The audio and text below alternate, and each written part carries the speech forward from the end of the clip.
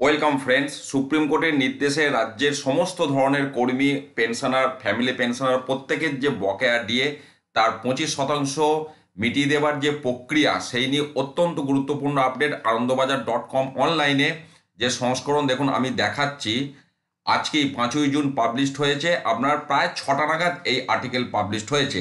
Actually supreme court যে নির্দেশ দিয়েছিল যে 6 সপ্তাহের মধ্যে বকেয়া ডিএটা মেটানোর জন্য, গত আপনার 16ই মে নির্দেশ দিয়েছে, এবং পাশাপাশি সেই 16ই মে থেকে 4 সপ্তাহের মধ্যে প্রত্যেকটি পক্ষকে রিটিন সাবমিশন জমা দিতে হবে। অর্থাৎ সেখানে রাজ্যের পক্ষ থেকে যে রিটিন সাবমিশন জমা দেবে তার মধ্যে বকেয়া ডিএ মেটানোর জন্য কতটা কাজ এগিয়েছে সেটাও কিন্তু দিতে হবে।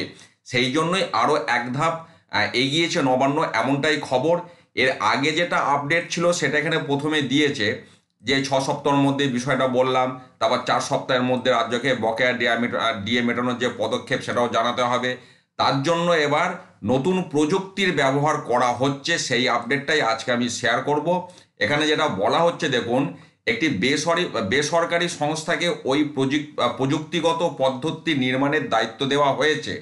ওই প্রযুক্তিতে সরকারি কর্মচারীদের নিজস্ব পোর্টাল বা IFMS গিয়ে 2009 সালে রোপা কার্যকর হওয়ার পরে কার্যকালের মেয়াদের তথ্য জানাতে হবে। এই প্রযুক্তিতে সব দপ্তর, সরকার অনুমোদিত এবং সরকার পোষিত স্বশাসিত সংস্থা এবং স্কুল, কলেজ, বিশ্ববিদ্যালয় তথা তথ্য পাঠানোর নির্দেশ দেওয়া হবে। অর্থাৎ সকলের জন্যই বিষয়টা হবে, বারবার আপনারা জানতে চাইছেন।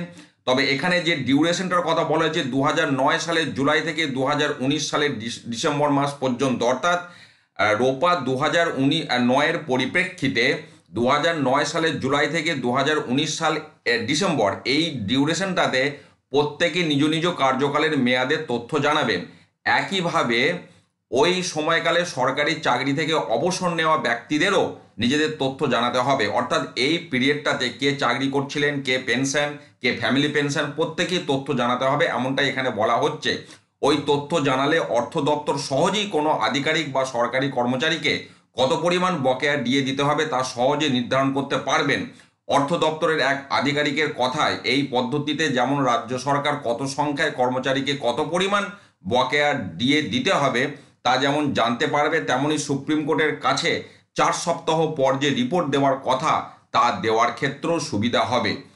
তো এইটাই হচ্ছে মেন ব্যাপার, বাকি এখানে বিষয় রয়েছে। তো তার মানে এবার একটা প্রক্রিয়াটা আরও এক ধাপ এগিয়েছে, এমনটাই কিন্তু আজকে সংবাদপত্রে দাবি করা হয়েছে অনলাইন পোর্টালে।